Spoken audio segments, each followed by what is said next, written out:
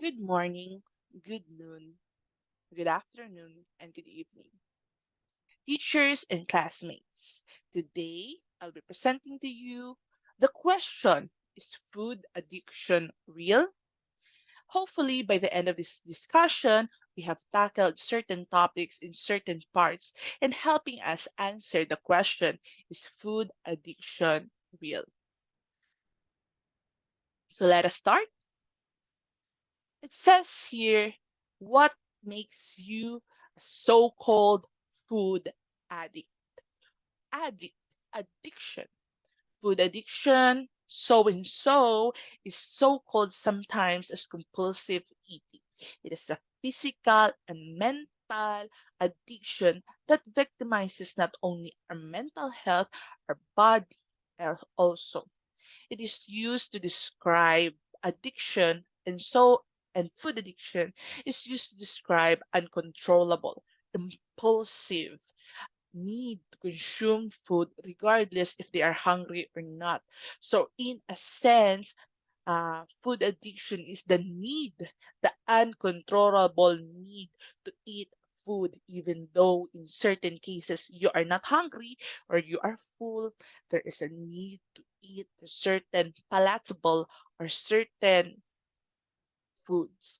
So, what is this behavior or what is this triggering factor that makes you want to overeat?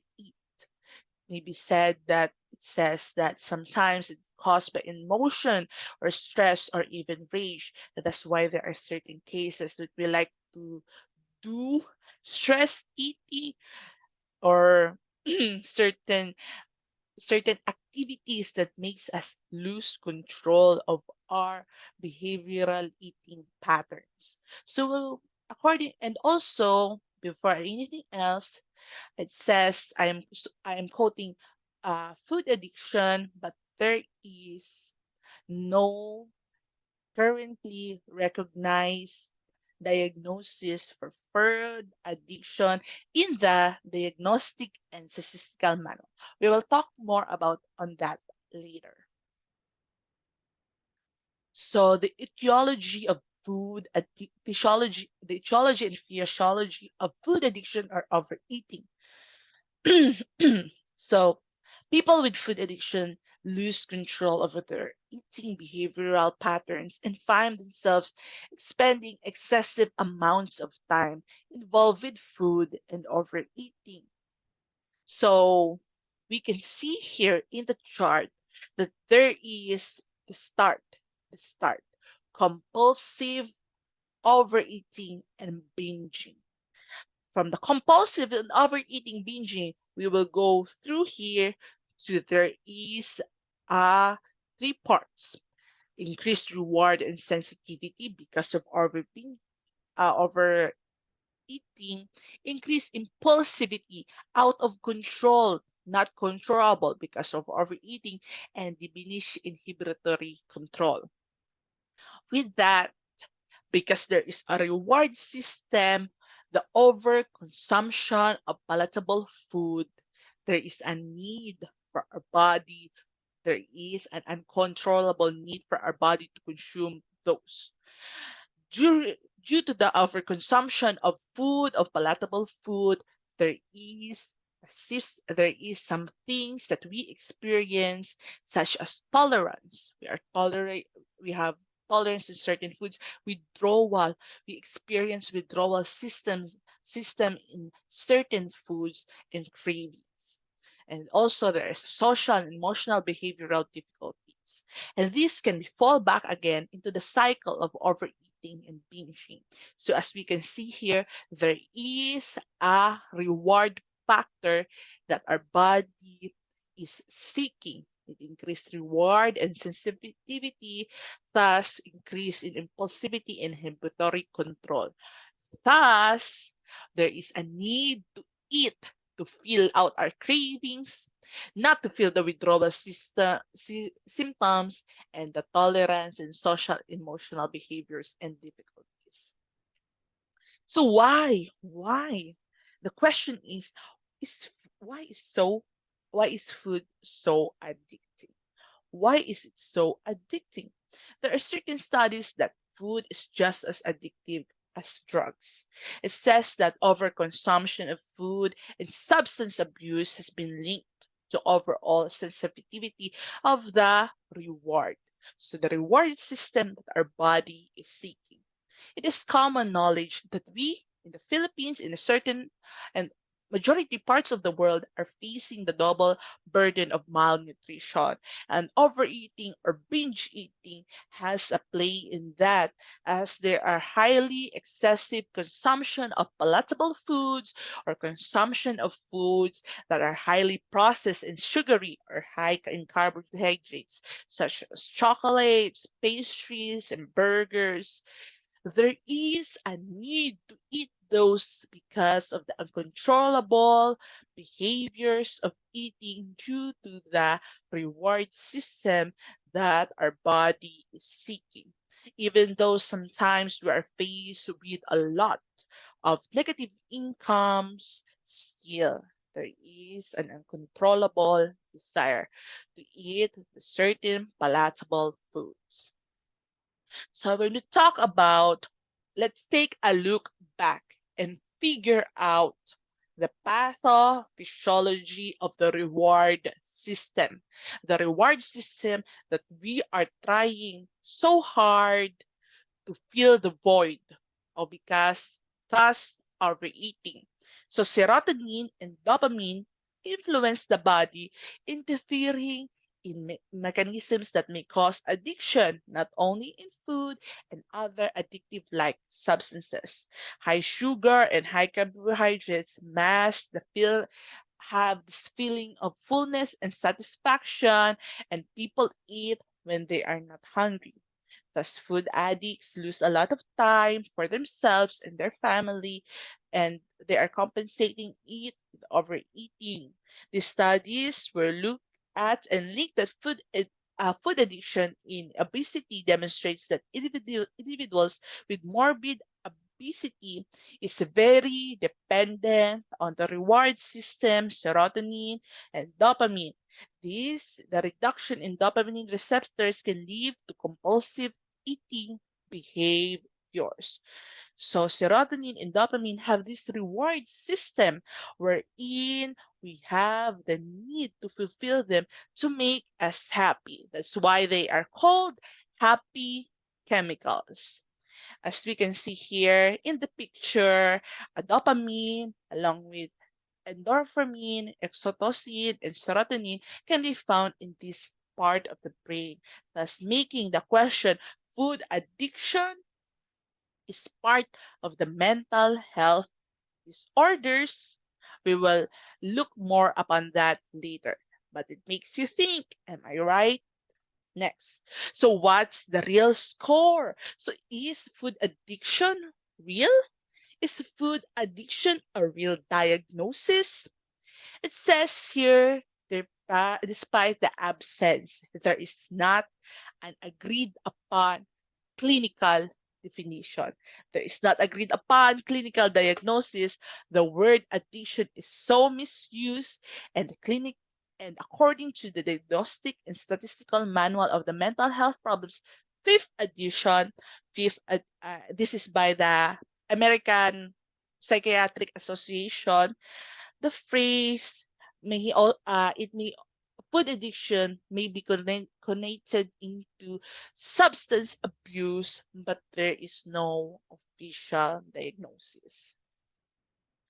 So there is no official diagnosis, but what are the telltale signs or what are the diagnostic criteria for substance abuse? Once more, I would repeat that diagnostic uh, there is no official diagnosis for food addiction, but according to the American Psychiatric Association, food addiction can fall into substance abuse. So, what are the telltale signs or what are the diagnosis of substance abuse? There are actually just four. Sometimes these are fall into certain criteria, and these are impaired control, loss of control, uncontrollable physical dependence, the reward system, and social problems and risky use. So even though there are certain times that we know that this certain foods, this certain binge eating is bad for our body and bad for our mental health, there is the risky use of it. These signs and symptoms may be lead to overeating, thus can be categorized into addiction or substance abuse, but there is once more no context stating the term food addiction is real. So there is no official diagnosis or no visual context stating by the American Psychiatric Association that food addiction is real, but there is a study done by the Yale Food Addiction Severity Scale, or the Yale YFAS. Okay, the YFAS is a questionnaire. It is a questionnaire based on the criteria that we have seen before this slide. Before the slide, there are four criteria, right? We the YFAS is based on those, or based on the concept of substance abuse. Okay, I'll take the slide a little back. So here, based on this criteria of substance abuse and not the term food addiction, the YFAS was created. It is the only physiological self-report measurement for determining when someone has so and so-called food addiction. It is done at the Yale University and designed for the specific purpose to know if the person is so and so addicted to food. It is once more based on the Diagnostic and Statistical Manual of Disorders, wherein they have not stated food addiction is real, but have stated that overeating is associated with substance abuse. So in conclusion, let's wrap it up. Let's understand everything. There is no once more official diagnosis from the American Psychiatric Association. There is no diagnosis for food addiction, but overeating or binge eating can fall into the term substance abuse. And with that substance abuse, there is addictive like patterns. It says here, in contrast, the great majority of unidentified papers are also connotating food addiction and drug addiction to have the same like symptoms. And also, we have to remember that there is a reward system in our overeating. The increase of serotonin and dopamine has this reward system, which is leads to us seeking euphoria and thus overeating to attain that feeling. There is no the Diagnostic and Statistical Manual of Mental Health Disorders is the primary psychiatric reference, but once more, it does not state a food addiction as an official diagnosis. Some researchers, like the YFAS, have adjusted the criteria of substance abuse to fall into overeating and food addiction. So once more, the YFAS scale is the only questionnaire, or is the only so-called food addiction questionnaire. And thus, due to there is an overlap in food addiction and and obesity, it is necessary to construct a suitable concept model for food addiction. So what is my personal opinion as the co-researcher? So what is my personal opinion? I'll just make it short. My personal opinion is yes, there is a food addiction. There is a food addiction for me because there are actual there is an actual manifestation in the body and in the mind, such as the reward system, withdrawal symptom, tolerance, and uncontrollable behavior. And there is an actual manifestation in our body, such as obesity, and other disorders. But I do understand that it is not recognized because, quote unquote, the American Psychiatric Association have said that the food addiction has been described in other eating disorders.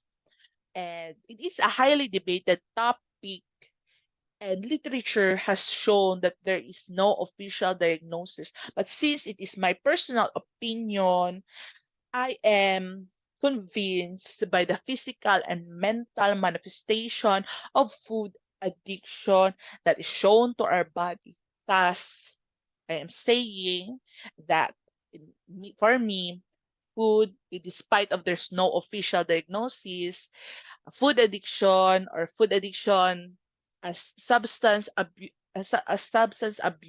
and has addictive like substances is true. So, as mom said, there are two questions that we have to ask. So, first of all, I think it's easier for you guys to it's easy for you to guys to know because I highlighted the answers. What are four criteria under the substance abuse, and is the questionnaire what is the questionnaire for the only psychological self-report measure to determine whether someone has a food addiction or not? So I will end this with a saying that we control our own body, and our mind and our bodies are temples of God. We must protect it in a sense that we are His people and we are His children.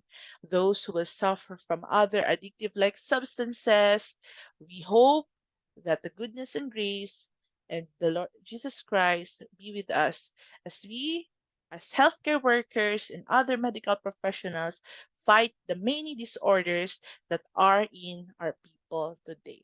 So, once more, good morning, good noon, good afternoon, and good evening, teachers and classmates.